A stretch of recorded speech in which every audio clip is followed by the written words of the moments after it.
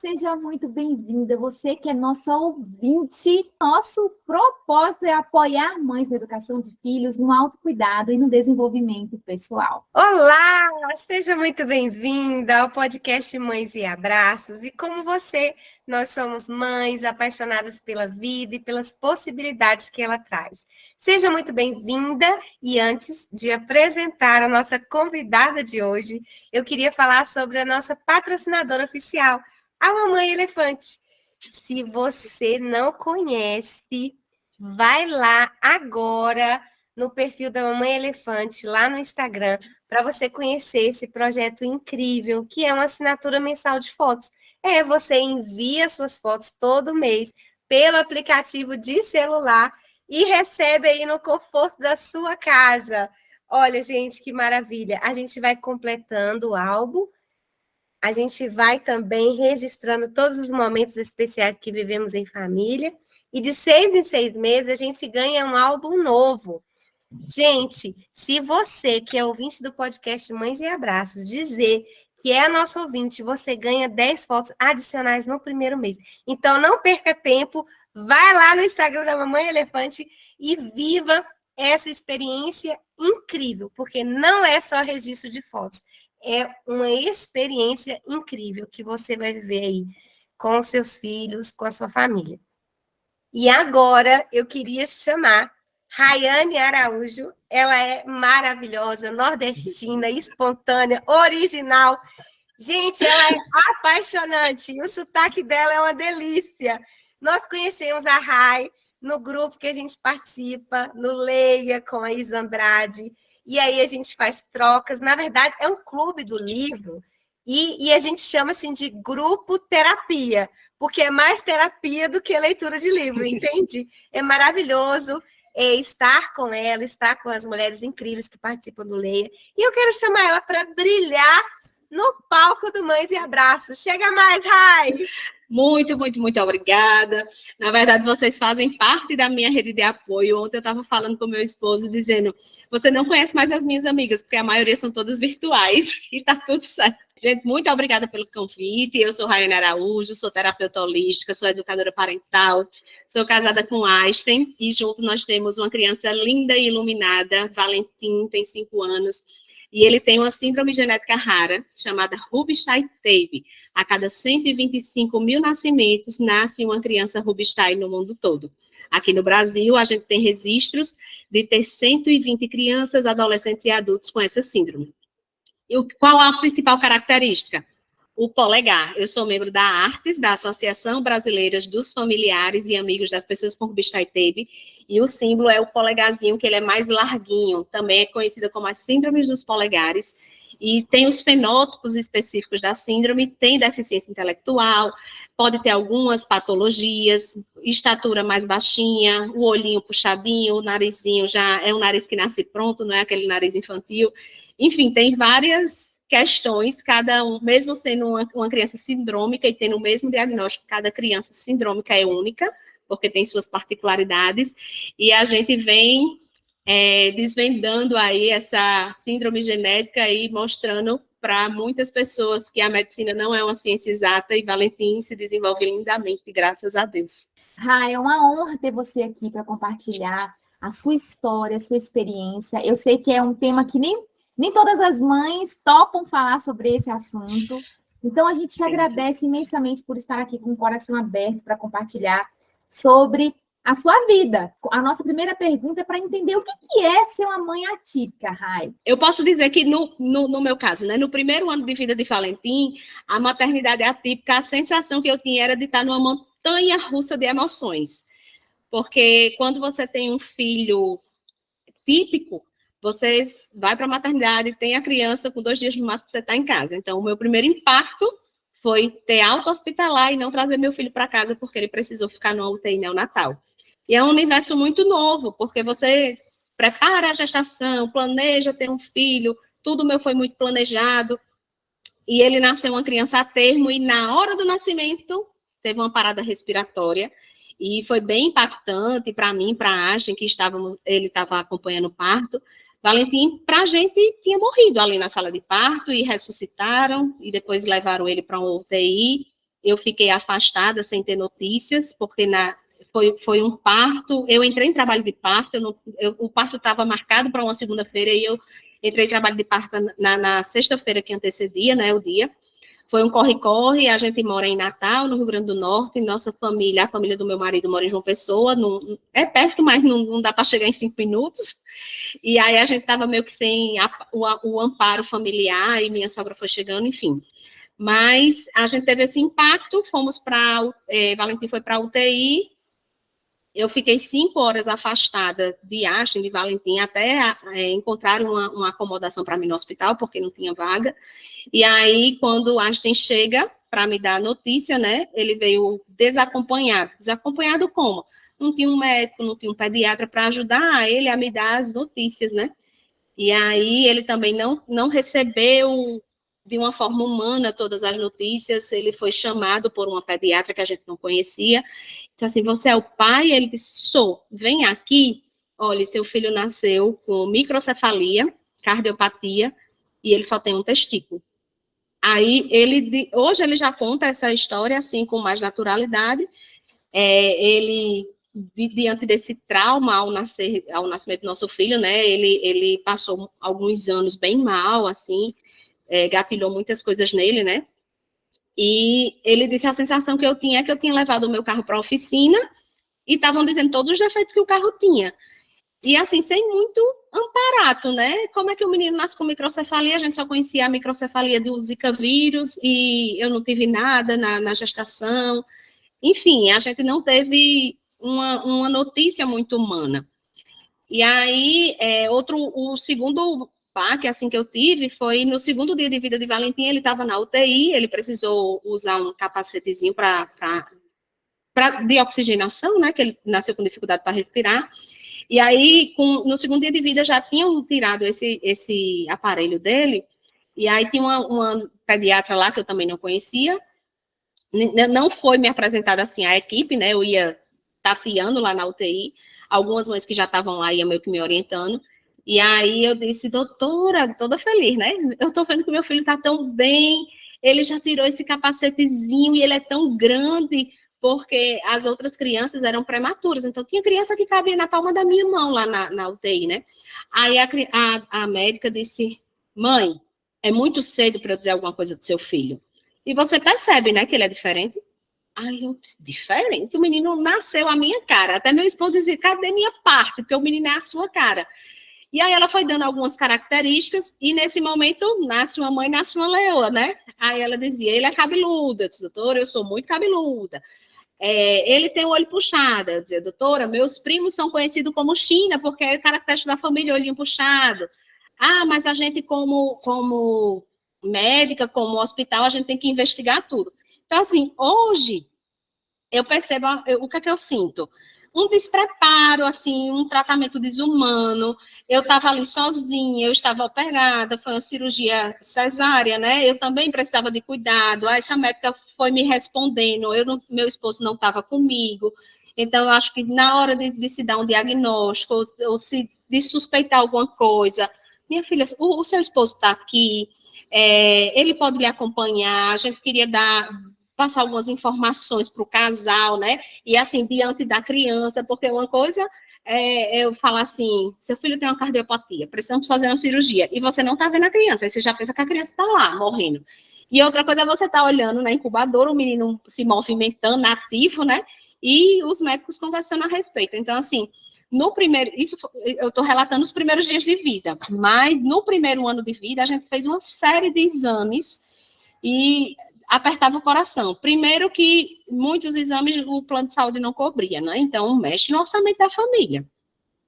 E, com a graça de Deus, assim, a Valentim nasceu numa família que todos esperavam muito por ele. Então, assim, a gente tem o apoio da minha mãe, da minha sogra, do meu sogro, das minhas cunhadas. A família toda entende que Valentim é um membro da família. Ele não é só filho de Rayane e de Ashton. Ele é o neto de Francisco, de Lúcia, de Rosilda, e assim... A gente tem muito apoio da nossa família, que nem todas as famílias são assim, ou por condição mesmo, ou por falta de consciência, enfim. Então, no primeiro ano de vida, a minha sensação é que eu vivia uma uma montanha-russa de emoções. Ah, o exame não deu nada, o primeiro exame genético, cariótipo, não deu nada. Aí você chega para o médico diz, não terminamos a investigação genética ainda, tem outros exames. Ah, eu tenho a sorte também de ter uma cunhada que ela é cardiologista, então, assim, eu tenho alguns médicos na família que me dão esse suporte, porque tem muitos termos que a gente não conhece. E aí, quando tem um termo diferente, a gente vai, tem esse apoio, eu fico pensando, quem não tem, surta, gente, surta. Eu digo isso porque eu acompanho, através das minhas dores de maternidade, né, da minha vivência, do que eu passei. Hoje eu sou terapeuta holística e eu tenho um trabalho com mães, com mulheres que se perderam na maternidade, se perderam de si. Porque a gente chega muito despreparada para a maternidade, né? Nas minhas escutas com essas mães, eu vejo como cada história se repete, como a parte médica é desumana na hora de entregar esse diagnóstico, na hora de suspeitar, na hora de falar, né? Porque, assim, é difícil, mas dá para se levar. Com certeza, dá, a gente vai estudando, vai pesquisando. Então, eu divido assim, ser mãe atípica são 3 estágios. Primeiro, a montanha-russa de emoções, no início. Depois você entende que seu filho tem alguma coisa. No meu caso, eu fui estudar para entender, para ninguém me empurrar as coisas de goela abaixo, ou então falar alguma situação e dizer, meu Deus, o que é isso? Ficar, né? Então, eu fui estudar desenvolvimento cerebral, fui estudar, até então não tinha suspeita da síndrome, né? Era só investigação, mas não tinha um nome. E eu fui ver o que é que eu, como mãe, poderia fazer para o meu filho desenvolver. Resolvi, junto com meu esposo, parei a minha carreira profissional. Na época, eu era da gastronomia. Eu me tornei terapeuta holística educadora parental depois da minha maternidade, né? Com tantas leituras, com tantos estudos e formações que eu fiz. E agora, Valentim está com 5 anos, eu digo que a maternidade atípica é você ter uma alegria gigantesca todos os dias. Porque quando a medicina diz assim, ele não vai subir escada. Aí hoje eu deixo o menino na escola, ele está subindo 3 degraus sozinho, sem apoio nenhum. Eu, yes! Aí eu comemoro. Aí diz assim, a maioria dos Rubinstein Tebes não falam. Hoje ele teve uma situação, ele gosta muito de teatro. E quando ele acorda, ele já pede para ouvir, porque eu não coloco telas para ele. Ele já assiste televisão, mas assim, de tarde para de noite. Até 10 horas da manhã ele não tem acesso a nenhuma tela, porque é o despertar do cérebro, né, para estar fazendo as sinapses. E aí, quando a gente estava entrando no elevador, o celular ficou sem internet e ele parou de ouvir o teatro que ele estava ouvindo, que é de uma dupla de palhaços que tem aqui em Natal. E aí ele disse, mamãe, e agora? Eu disse, filho, está sem internet. E aí ele falou assim, como a gente pode resolver isso? Então, assim, aí eu saio feliz da vida, né? Minha segunda-feira começou super com o pé direito, porque é uma criança que tem deficiência intelectual, que tem a hipoplasia do rosto do corpo caloso, ou seja, o corpo caloso é o que liga os 2 hemisférios do cérebro. Então, assim, o que ele faz é muito difícil para ele fazer. A medicina diria, nossa, ele teve esse raciocínio, nossa, ele fez isso, e faz. Porque eu fui estudar e fui entender que existe a neuroplasticidade cerebral e muita coisa que ele faz hoje, ele não faz. Para a medicina, talvez ele não fizesse, né? É isso. Então, eu divido a maternidade atípica nesses 3 pilares. É o pilar do boom de sentimentos variados, né? A montanha-russa de sentimentos que a gente sente. Tem luto, tem medo, tem tanta coisa por trás disso. Depois, a busca por conhecimento, porque você para tudo sua vida e você vai estudar. Eu fui estudar e eu virava à noite e era amamentando, ir lá no celular e buscando livro, comprei livros, fui conhecer outras pessoas, nunca tive problema de falar a respeito. E aí, no que você fala, chega uma pessoa e diz, olha, eu conheço profissional tal, eu conheço isso. E aí você vai trilhando. E agora é a glória, né? Poxa, ele não era para fazer nada disso, ele faz? Uau! E a gente comemora muito todos os dias. Todo dia eu tenho que comemorar, eu tenho que vibrar com a evolução do meu filho. A gente estava aqui conversando antes de começar a gravação, falando sobre a palavra luto. Sim. Porque a gente quer falar sobre isso, né? Quais os lutos que a maternidade atípica ou uma família que tem uma criança atípica passa, quais são as experiências nesse sentido. E depois a gente ficou pensando assim, nossa, mas será que luto, essa palavra cabe? Será que é isso mesmo? E aí a Rayane foi explicando para a gente o contexto do porquê essa palavra, de como que as famílias que passam por essa situação, né, que vivem uma maternidade atípica, Sim. Lidam com todas as notícias, com todas as circunstâncias, enfim, são muitos lutos, como Sim. que essa palavra, ela é sentida, né? Como essa palavra cabe, não cabe, é um preconceito falar sobre luto na maternidade atípica. Conta um pouquinho para a gente, Rai. Luto é uma palavra muito pesada, sim, porque a gente associa o luto à morte. Só que a gente percebe, a gente que é terapeuta e acompanha várias situações, que existem vários lutos na vida. Então, a própria mulher, quando é mãe, ela enfrenta alguns lutos, porque é o luto do corpo não voltar como era antes, o corpo modifica, é o luto da sua privação de liberdade, você tem que estar lá disponível para aquela criança, para amamentar, então acaba sendo luto, é uma palavra pesada, mas você está lá no seu, só sabe quem passa, né? E aí, como é que você tem um filho e você diz, eu estou enlutada com o nascimento do meu filho?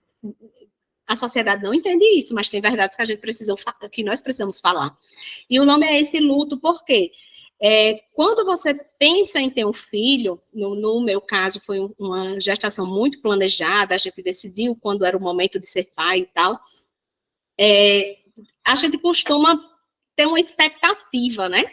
Tem famílias que se organizam e dizem, vou me mudar para um apartamento maior, vou construir uma casa tal, porque a criança vai precisar de espaço, e porque o pai, digamos que o pai seja fã de futebol, o meu filho vai jogar futebol comigo, eu vou fazer isso com meu filho, eu vou pescar, vou fazer não sei o que, tal. Vários planos, eu vou ser pai para ter um companheiro, enfim, tem várias coisas. E aí você chega nessa maternidade e, no meu caso, né, um diagnóstico raro, a cada 125 mil nasce um Rubinstein-Taube, não se tem nem muitos estudos. Eu fui ao geneticista, Valentim tinha 4 meses de idade, e ele suspeitou dessa síndrome, e eu disse, doutor, e aí? Qual a principal característica? Ele disse, retardo mental. Hoje em dia, não se usa mais nem esse termo, retardo mental, é deficiência intelectual. Mas ele não me disse se era variável ou não, então assim, eu estava lá com meu filho, segurando, 4 meses, um bebezinho, e a paulada, retardo mental. Eu disse, meu Deus, eu vou ter um filho retardado, ele não vai fazer nada. Será que ele vai para a escola? O que é que eu vou fazer? Eu vou ter que ter uma pessoa sempre cuidando dele? Ou eu não vou mais trabalhar só para cuidar dessa criança? E aí meu marido olha para mim e diz assim, olha para o doutor e diz, doutor, e tempo de vida? Não, meu marido já pensou, pronto, tive a alegria de ser pai e o menino vai morrer a qualquer momento, né? Porque assim, não se fala, eu acho que os médicos ou querem correr na consulta, ou não sabe até onde pode falar para essa família, enfim, não sei. Mas assim, foi muito impactante, e aí nas famílias que eu venho acompanhando, né, que chegam até a mim nessa questão de estar enlutado, eu já ouvi de uma mãe dizendo assim, Rayane, para mim está sendo muito difícil, porque eu não convivi a minha vida toda com nenhuma pessoa com deficiência. Na minha família não tem nenhuma pessoa com deficiência. E aí vem Deus e me dá um filho assim. O que é que eu faço? São essas situações que chegam para mim quando eu estou nos meus atendimentos. E aí eu digo, ame o seu filho, esteja aberta para entender o propósito de Deus na sua vida, porque outra coisa que eu faço todos os dias no meu ritual de sono com Valentim, eu digo, filho, muito obrigado por tudo que você ensina a mamãe todos os dias, porque eu acho que faculdade nenhum projeto assim acadêmico me traria tanto conhecimento quanto ele me trouxe. Uma outra família que a gente acolheu estava bem desesperada com o mesmo diagnóstico da síndrome de Rubinstein-Taube, porque como os médicos não falam muito, às vezes eles também não falam porque não têm conhecimento. Outro dia eu encontrei com uma pediatra no supermercado, ela disse, Rayane, eu fiquei sabendo que Valentim é Rubinstein-Taube, eu preciso de uma reunião com você, porque essas mães de filhos raros sabem muito mais do que a gente da medicina, porque é raro. Então, assim, por que eu vou estudar uma coisa que é rara se eu não vou ter demanda no meu consultório, né? Tem isso também. Isso é tão importante você falar, Raíssa. Nós brasileiros temos muito uma postura de submissão completa aos profissionais da saúde, né? A gente não é nem só uma submissão, é além de submissão, porque aqui é como se os médicos tivessem a palavra ali final, a única verdade, e aí a pessoa se coloca numa posição muito passiva diante daquilo que elas ouvem dos profissionais de saúde. Então, é importante que a gente tome essa responsabilidade nas mãos, de entender, claro, ele é um profissional, ele estudou para isso, eu vim aqui porque eu preciso da ajuda dele, mas eu também sou protagonista do que está acontecendo na minha casa, na minha vida. Sim. Eu também sou responsável por entender mais, eu também sou responsável por descobrir novas formas, novas estratégias para lidar com a situação que nos aconteceu, né? Então, assim, e é muito questionar bom. também, né, prima? E você tem o direito de questionar, porque ninguém conhece o teu filho mais do que você mesmo. Exatamente, somos especialistas nos filhos que temos. E a gente veio de uma cultura que ai de você questionar uma especialista. Mas o especialista, gente, ele não é o dono da verdade. Não é. Então, é importante também, né, a gente estar procurando outros profissionais, né, outras opiniões. Porque, como a mãe do Marcelinho, a Raquel, né, Rai, ela fala isso, diagnóstico não é destino. Não é destino. Eu falo muito que diagnóstico não é sentença. Isso. E importante também é procurar essa rede de apoio. Mães que passam pela mesma situação que você, que vai poder uma ajudar as outras, né? Essa rede de apoio. É claro que presencialmente, às vezes, é muito difícil, porque a gente está falando, né, de síndromes raras, mas hoje a gente tem a internet que facilita muito essa conexão, que facilita muito essa troca. Então, procurar mães, né, e outros profissionais também, né, para se fortalecer nessa rede de apoio. Gente, quando a gente está junto, o fardo, as preocupações, né, os problemas, as adversidades, elas se tornam mais leves de carregar. A força do grupo, né? A força do grupo. E eu estou falando em todos os sentidos, não só para a mãe atípica, para todas as mães, para todas as mulheres, porque a gente faz parte de um grupo de apoio, né? E como a gente é, assim, fortalecida nesse movimento, nessa troca, de uma compartilhando com a outra, isso é incrível, gente. Isso é maravilhoso. E a gente trouxe a Rai aqui hoje, né, para servir como inspiração, né, para você, e também como um convite, né? Não se isole, não fique sozinha, não enfrente as adversidades, né? A maternidade atípica sozinha, busque conhecimento e busque também estar junto dessas pessoas maravilhosas como a Rai. Obrigada. Essa questão do luto, eu até anotei aqui alguns pontos, né? Tem a questão do filho perfeito, que a gente espera ter um filho perfeito, e aí eu faço um link até com a educação parental. Será que esses pais que buscam o filho perfeito foram aqueles que foram criados para ser os melhores, para tirar o 10 sempre? Será? E aí, como é que eu vou entregar um filho imperfeito para ser neto do meu pai, que sempre me cobrou um 10? Que sempre eu tinha que ser o melhor que todo mundo, né? Outro dia, eu estava numa formação de educação parental e eu tive esse insight. Gente, porque tem famílias que escondem os filhos, ou até negam. As crianças vão crescendo, e o que é que traz essa negação? Atraso no desenvolvimento da criança. Não, diagnóstico não é sentença, diagnóstico não é destino, mas existe, a medicina evoluiu muito, tem muitos tratamentos terapêuticos. Agora, em janeiro, eu estou indo passar 15 dias em São Paulo fazer um tratamento com meu filho. É um investimento alto, mas eu estou apostando e eu vejo crianças evoluindo com esse tratamento, porque, assim, outra questão que a gente passa muito, se eu pago um plano de saúde, o plano de saúde tem que cobrir. Gente, não cobre tudo. Não cobre tudo, porque tem profissionais que fazem formação fora do país, tem profissionais que têm o seu preço porque investiram na sua carreira, e aí o plano de saúde não comporta esse profissional, porque o plano de saúde remunera muito baixo.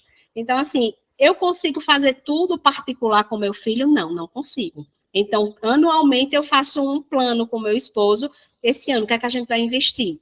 Então, o ano passado a gente investiu em neuromodulação. Esse ano, agora em janeiro, a gente está indo para uma equipe especialista em Rubens-Taitebe, lá em São Paulo, e a gente vai investir em neuromodulação também. O valor é alto, mas eu costumo dizer que Valentim é um banco, a gente vai investindo nele e os resultados vêm chegando dia a dia. Então, assim, tem essa quebra de paradigma, né? Que o plano de saúde tem que cobrir. Às vezes a mulher quer ir num médico particular, mas o marido diz, não, mas eu não pago plano de saúde, procura no plano de saúde. Tem essas questões também. Tem pais, homens, que sofrem tanto com esse diagnóstico, que eles não conseguem, eles não dão conta e eles saem do casamento. Eles abandonam. E aí essa mãe tem que lidar com a maternidade, que só em ser mãe já é muita coisa que muda na nossa vida, tem que lidar com uma investigação de diagnóstico sozinha, depois do diagnóstico fechado tem que dar com os processos terapêuticos, porque leva o filho para isso, traz para isso, leva para lá, leva para cá, então tem que fazer a gestão desses terapeutas, porque os terapeutas têm que trabalhar de forma integrada para ter um melhor resultado, né?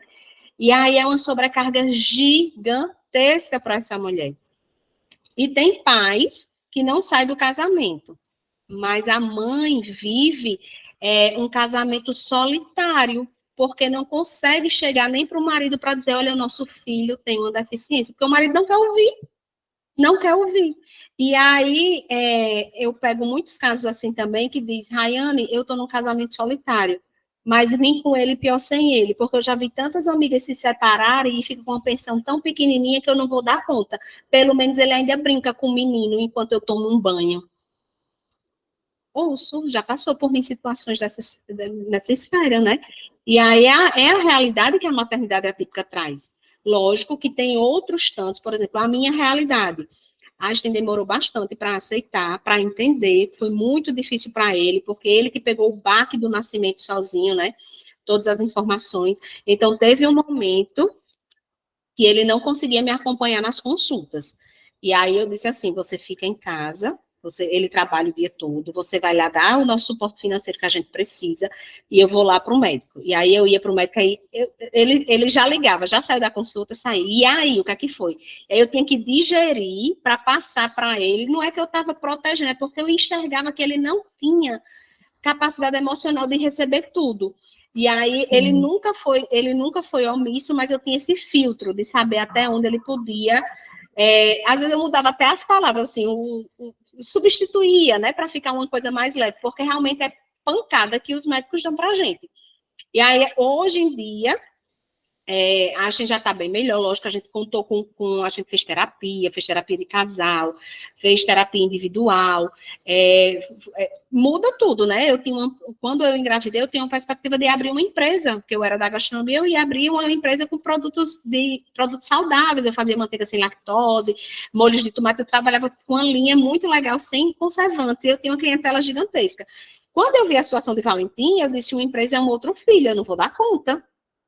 E aí, até isso, a gente teve que mudar a rota dos nossos planos como família, como casal, né? Onde é que a gente investia, onde não. Até o nosso apartamento, nós somos casados há 10 anos, e quando a gente resolveu ser pai, a gente veio para um apartamento maior e começou a reforma. Só que aí não dá para reformar tudo de um jeito, assim, num ano só, e aí veio o Valentim. E aí veio a Gemanda de Valentim. Até hoje nosso apartamento não é pronto e tá tudo bem, porque a gente olha para o Valentim e vê uma criança super feliz, super desenvolvida. Então, assim, é até difícil os casais entenderem isso, né? Sim. Não porque eu quero viajar todo ano, ou porque eu quero ter uma casa super decorada. São situações que eu enfrento isso com as pessoas que eu acompanho, sabe? Sim, e você, desde que a gente começou a nossa conversa, você já falou em números, né, compartilhou inúmeros desafios. Eu fiquei pensando assim, meu Deus, tem algum, além de todos esses que você compartilhou, que é ainda, assim, maior do que todos esses que nós já ouvimos? O meu maior desafio, é o meu desafio pessoal, é lidar com os adultos ao meu redor. E os adultos que eu falo é meu marido, é minha mãe, é minha sogra, são as minhas cunhadas. Minha família é maravilhosa, gente. Eu não tenho rixa, eu sou muito abençoada por ter a família que eu tenho. Mas qual é a dificuldade? Do mesmo jeito que é difícil a gente aceitar que a vida mudou, que os investimentos são outros, que Valentim é uma criança neurotípica, que vai precisar disso ou daquilo outro, é difícil para uma avó aceitar. É difícil para uma tia aceitar, é difícil para os primos entenderem, porque para todos é uma criança na nossa família. Então, assim, A deficiência não vem na frente. Quem vem? Vem o meu neto maravilhoso, o meu sobrinho amoroso, vem o meu primo querido. E aí, qual é a dificuldade? Por exemplo, o Valentim tem uma má formação do cérebro.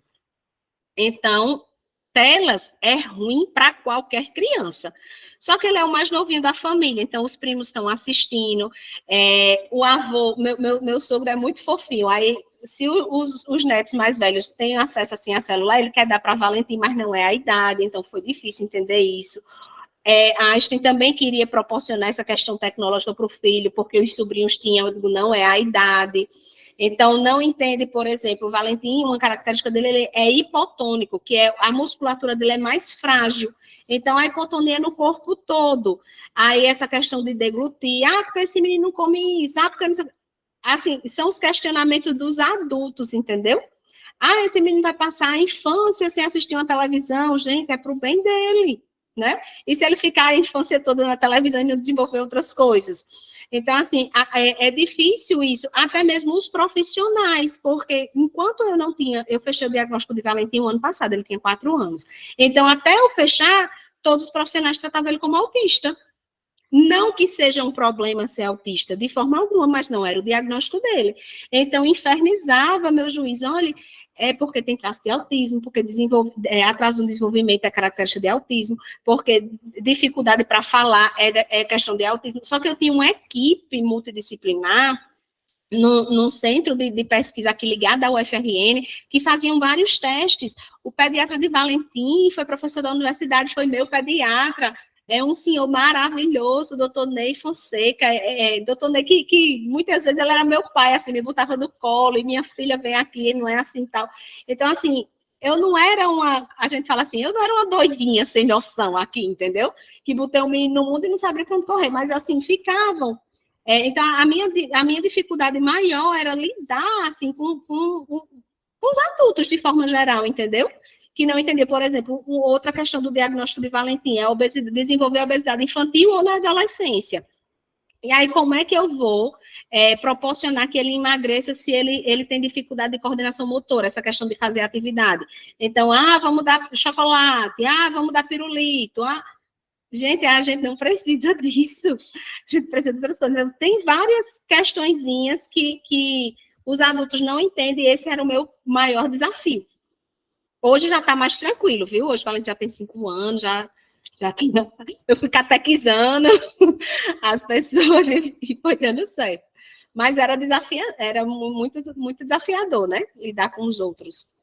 Rai, é porque a nossa sociedade, né, é uma sociedade muito arcaica, muito atrasada, e que não respeita as diferenças, né? Eu sinto muito, porque eu imagino, assim, as dificuldades que uma mãe atípica, que uma criança atípica, né, sofre vivendo nessa sociedade ignorante, né, preconceituosa. Sim. É o tempo inteiro naquele movimento, eu imagino que é no movimento de luta, de o tempo inteiro ali lutar ou se defender. É difícil encontrar pessoas em situações cotidianas, né, em que as pessoas te acolham, né, te abracem, te respeitem, que tenha empatia pelo que você está vivendo, mesmo desconhecendo essa realidade que você está vivendo, mas que tenha um olhar mais amoroso, mais respeitoso, né? E não julgador. Então, eu imagino, sim, que o maior desafio hoje seja educar essa sociedade, né? E seja também trabalhar com a psicoeducação, não só das pessoas, mas dos profissionais de saúde. Sim. Porque muitas violências que as crianças atípicas e as famílias atípicas sofrem vêm desses profissionais, né? Sim. Que são pessoas, que são especialistas, que a gente deposita confiança e que a gente espera um olhar diferente, né? Um olhar mais consciente. E muitas vezes tem aquele mesmo tipo de olhar baseado no senso comum, baseado no preconceito, na discriminação. Sim. Então, isso é lamentável. Então, a gente tem que falar muito, e o seu trabalho, Rai, é muito importante, porque o seu trabalho é de psicoeducação. As pessoas sempre me perguntam se eu sou pedagoga ou se eu sou psicóloga. Eu não sou nem uma coisa nem outra. Eu sou a mãe de Valentim, terapeuta holística e educadora parental. Quando você fala essa questão do educar, né, os profissionais, eu me lembrei de uma situação. O Valentim, por ter essa questão da má formação do cérebro, então ele começou a dar sinais que ia andar com 1 ano e 8 meses. Mas ele ele era desequilibrado, ele não tinha esse equilíbrio para andar. E aí era bem na pandemia, e tinha dia que eu andava com ele 2 quilômetros. E eu fui morar no interior, eu fui morar em Parelhas, que é a minha cidade natal, e aí eu andava com ele, eu tinha um relógio que marcava, eu já cheguei a andar com ele 2,5 quilômetros, de manhãzinha, ele acorda cedinho e eu ia. E aí tinha gente que passava e dizia, solta esse menino não anda porque você pega na mão dele. Então eu escutava até dos estranhos. É uma mãe super protetora, mas não sabia que ele não tinha equilíbrio, né? E eu ia lá com a mãozinha dele, aí eu fazia ele subir escada, subir degrau e tal, enfim. E aí tem muitas mães que me trazem isso também. Nossa, eu tô até sem sair de casa, eu não frequento mais a minha família, porque eu chego aí fulano diz, esse menino fala não? E esse menino ainda não anda? E esse menino ainda não faz isso. Então, assim, são os palpiteiros de plantão, né? É uma situação que eu digo muito assim, ouve muita coisa, né? A gente tem que ter muito saco para escutar muitas coisas. E se a gente dá uma resposta, aí a gente que é grossa, né? E aí passa muito essa situação comigo nas famílias que eu acompanho. E essa questão que você falou dos profissionais entenderem, Valentim ainda não tinha o diagnóstico, né? Suspeitava que ele tinha autismo, porque é o que é mais comum. E eu me lembro que uma psicomotricista, ela insistia que Valentim tinha que desfraldar os 2 anos, porque ele já tinha passado dos 2 anos. O menino não tinha sinal. E assim, como eu estudo, eu dizia, meu Deus, ele não dá sinal nenhum, eu vou forçar isso, daqui a pouco dá problema lá na fase adulta dele, né? Que a gente já tem esses conhecimentos. Fui pro meu pediatra, né, para o doutor Ney, ele disse, não, minha filha, vamos esperar, quando ele estiver lá para os 3, 4 anos, a gente vê. Então, Valentim tem 5 anos e 4 meses, ele ainda não desfraldou, mas ele não me dá sinal ainda. E ele tem uma deficiência, né, então eu tenho que ter paciência, tenho que ir treinando, enfim, o tempo dele. Tem crianças com o diagnóstico dele que desfraldam com 13 anos, com 18 anos, e assim, cada caso é um caso, mas as pessoas ficam. Ainda gasta dinheiro com fralda, e esse menino de fralda, é um bebê? Não entende, né? E aí, onde eu chego, eu tenho que dizer todo o meu repertório, fica até cansativo. Eu também tive outra situação, eu falo muito, quem cuida do meu filho é um casamento que tem comigo e com Ashley. Então, assim, nós somos casados com pediatra, nós somos casados com alguns profissionais, porque um dia eu desejei ter uma fonoaudióloga, pelo currículo dela, método da boquinha, estava terminando o mestrado, só que a gente, na época, não tinha condições de ir para ela, porque a gente fazia uma terapia chamada Padovan, e a gente não conseguia pagar os 2. Enfim, depois a gente saiu desse Padovan, cumpriu a missão com o Padovan, e eu consegui ser paciente dessa fonoaudióloga.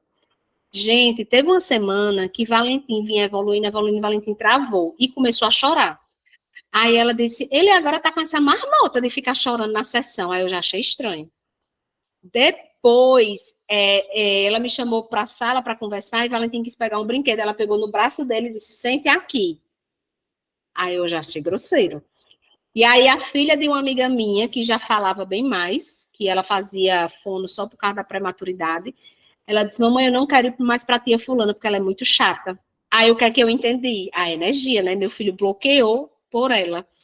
E aí, eu busco muito profissionais que tenham conhecimento de educação respeitosa, que ensine, que veja, respeite a infância, né? O que fica na infância, a gente sabe que o que acontece na infância não fica na infância, a gente leva para todas as outras fases da vida. E às vezes um comportamento de um terapeuta, porque você não tá lá, não sabe o que está acontecendo, bloqueia a criança e a criança não anda mais, né? Então, eu passei só 5 meses com essa terapeuta, e depois era uma fonoaudióloga, e eu vi, poxa, que sofrimento, né? Assim, meu filho estava passando e eu estava deslumbrada pelo currículo da mulher. A importância da gente estar conectado, de sentir a criança, né, Rai? O quanto a gente precisa se educar nesse processo, de voltar com os nossos olhos para os nossos filhos. Isso. E senti-los, né? Perceber de fato o que está acontecendo. Isso é muito valioso, muito desafiador, porque a gente não aprendeu isso. Isso, não aprendemos. E outra coisa, Deise, na maternidade atípica, tem um momento que a gente fica tão desesperado, eu digo esse momento que eu passei. Quando eu entendi o que era plasticidade cerebral, que de 0 a 2 anos de idade a gente não recupera esse tempo na criança, porque a gente não recupera, porque é o boom da neuroplasticidade. Então, de 0 a 2 anos, o que Valentim aprende em uma semana, passou dos 2 anos, ele aprende em um mês, passou dos 3 anos, ele vai aprender em 6 meses, passou dos 4 anos, ele vai aprender, tipo, em um ano. Então, assim, eu tinha que aproveitar aquele tempo. E eu botei ele em muitos processos terapêuticos, e quando eu fui no Centro de Pesquisa Anita Garibaldi, que é ligado ao UFRN aqui, ele fez uma série de avaliações, e quando os profissionais foram me dar a devolutiva, Valentim tinha 1 ano e 6 meses, mais ou menos, ele disse, mãe, aí foi bem amoroso eles, doutor Gentil e doutor Artemis, toda noite eu rezo por eles. Eles falaram assim, mãe, o que mais Valentim está precisando é de mãe. Naquele momento, parecia assim que tinha uma espada entrando no meu peito, porque eu já tinha parado de trabalhar, eu já só estudava o caso dele, eu vivia para cima e para baixo de mãe turista, assim, levando para um canto, levando para o outro. Aí eles falaram assim, mãe, Valentim precisa de mãe, que você sente e brinque com ele, de conexão. Só que para mim foi tão difícil ouvir aquilo, porque o que é que eu estava fazendo? Eu estava replicando a maternidade da minha mãe comigo. Eu não tenho memórias de minha mãe e de meu pai sentados no chão brincando comigo. Como é que eu ia fazer uma coisa que não estava no meu inconsciente? Como é que eu ia fazer uma coisa que não estava nas minhas memórias? E aí, até hoje, eu rezo por essa duplinha. Esse era um fisioterapeuta e uma neuropsicóloga. Eu agradeço demais a passagem dele na vida da gente, porque foi com 1 ano e 6 meses que eu tive essa virada de chave e comecei a brincar com meu filho, porque eu não sabia o que era isso. Às vezes, os profissionais falam verdades, que tem certos momentos que a gente não está pronta para ouvir. Eu lembro que, para eu ir para esse local, eu demorava uns 40 minutos. Eu voltei o caminho todo chorando. Ai, meu Deus, eu não sei ser mãe, não sei o quê. Eu chorei tanto. Aí teve uma hora que eu parei, respirei, aí eu disse, Senhor, por favor, me mostre o que eu tenho que aprender com isso. Toque no meu coração. E eu passei a noite sonhando, brincando com o Valentim. Eu disse, então é isso. Eu tenho que mudar a minha estratégia. E quando a gente se conecta com o filho, sendo deficiente ou não, qualquer questão, a gente sente o que é que tem que ser feito, né? É muito interessante. Já tem até alguns profissionais, eu fui para um neuropediatra, e aí ele disse, mãe, eu quero lhe ouvir, porque você é a pessoa que mais sabe do seu filho. Então, eu quero ouvir o que você tem a me dizer. O diagnóstico dele eu sei, o que a ciência diz eu sei. Agora, me conta aí o dia a dia dele, como é que ele faz. Você é o meu termômetro. Eu disse, uau! Porque, assim, já tem empoderamento assim, né? Sim, e nós somos especialistas dos nossos filhos, né? Verdade. Eu sei quando Valentim chora de fome, eu sei quando é mãe, eu sei quando é choro, quando é choro de sono, né? A gente consegue identificar, porque eu sou conectada a ele. A gente sempre, quando chega no final, a gente pede para os nossos convidados deixarem uma mensagem final para os nossos ouvintes. Eu acredito que essa dos medos, né, de compartilhar quais os principais medos que uma família que tem uma criança atípica passa, vivencia, pode estar nessa mensagem final. A maternidade atípica traz vários medos. Quais foram os meus medos? Será que ele vai frequentar a escola? Gente, Valentim frequenta desde sempre escola regular e acompanha. Será que ele vai sofrer preconceito? O preconceito começa dentro de casa. Valentim é muito aceito do jeitinho que ele é, pela mãe, pelo pai, pelos avós, pelas tias, pelos primos. No seio familiar dele, ele é aceito. Então, se ele é aceito aqui dentro, isso transborda fora. Valentim, todos os dias eu digo a ele, eu amo você do jeitinho que você... Aí ele responde, é. E assim ele já sabe que ele é amado do jeito que ele é, com as características que ele tem. Muitas famílias chegam para mim perguntando, e como vai ser na adolescência? Querendo conhecer, saber se eu tenho casos de adolescentes Rubinstein e Taves.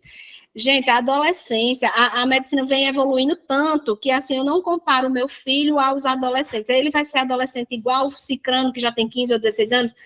Quando o Cicrano tinha 15 ou 16 anos, não tinha o processo terapêutico que o Valentim está passando hoje, não tinha, a ciência não tinha evoluído tanto. Então, assim, o que a gente pode fazer pelos nossos filhos é estimular. Estimular é o caminho. Não tenham medo, abram uma coisa que me serviu muito, eu nem sou tão religiosa, mas eu tenho muita fé em Deus. Logo lá no início, eu disse assim, eu me lembrei muito da passagem bíblica de Maria, e eu disse, Senhor, vou me emocionar. Aqui estou eu, seja feita a sua vontade, só me conduza. E aí Deus é incrível, ele vai botando pessoas maravilhosas no meu caminho, profissionais, escola, professores. Ai, médicos, quando eu tive o diagnóstico, eu fui buscar na internet, eu descobri a associação. Então, essas síndromes raras costumam ter grupo de apoio, assim, costumam ter pais, famílias que se unem, tem grupo de WhatsApp. Eu faço parte da ARTS, através da ARTS, que é a Associação dos Familiares das Pessoas com Rubinstein-Taube. A gente tem muita troca, porque mesmo que tenha um diagnóstico, são crianças super diferentes, cada criança é única, não podemos esquecer que a nossa criança é 50% pai, 50% mãe, e depois vem um diagnóstico, porque às vezes a gente bota o diagnóstico lá na frente, não. Então, assim, eu falo muito do diagnóstico do meu filho a título de espalhar conhecimento a respeito da síndrome, porque tem muitas crianças no Brasil que não são diagnosticadas por falta de conhecimento. Mas eu não vejo Valentim um Rubinstein-Taube, eu vejo Valentim, o filho de Rayane e de Einstein. E, para fechar minha fala, sempre que me chamam para falar de maternidade atípica, aí eu choro. Eu sempre agradeço a Einstein, meu esposo, não abandonou o barco. A gente leva essa maternidade, assim, a gente ama muito o nosso filho, a gente buscou muito conhecimento, até hoje a gente faz terapia, porque não foi o nascimento de Valentim que nos adoeceu emocionalmente, a gente já vinha da nossa construção, né? Eu agradeço muito à minha mãe, aos meus sogros, às minhas cunhadas, que sempre no Pega pra Capar eles estão aqui pertinho da gente. Então, assim, nos tratamentos de Valentim, é muito dispendioso, criança atípica mexe no orçamento da família, sim, e a gente tem muito suporte emocional e de família, assim, eles são incríveis. Valentim é muito abençoado, graças a Deus. E hoje eu entendo o porquê Valentim me escolheu para ser mãe, porque ele veio do jeitinho que ele veio, é um propósito que a gente tem, de acolher famílias, de tirar essas famílias desse luto, dessas dificuldades do início, né, de saber desse diagnóstico, ou de qualquer diagnóstico. E eu venho nesse trabalho terapêutico de educação parental, resgatando muitas mulheres que se perderam em suas maternidades.